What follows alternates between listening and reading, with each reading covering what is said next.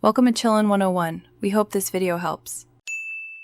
You'll start by powering the controller and preparing your PC. Turn on the controller with the Xbox button. If it's wireless, press and hold briefly.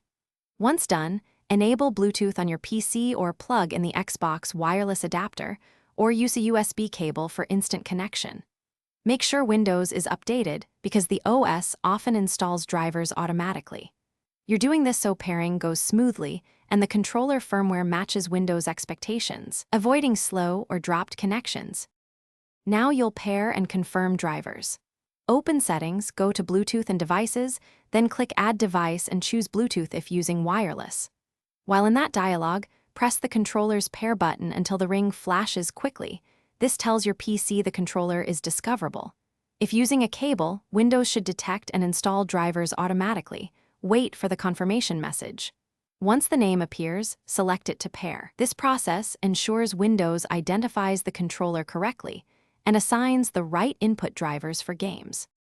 Finish by verifying input and handling common issues. Open a game or the Windows game controller's settings and press buttons to confirm every axis and trigger works. This validates mapping and latency. If something fails, repair the controller or use the Xbox Accessories app to update firmware. Updates often fix responsiveness issues. If problems persist, swap the USB port, replace batteries, or try another adapter to isolate hardware faults. These steps eliminate the usual culprits before moving. Thanks for watching. Consider subscribing if we helped you.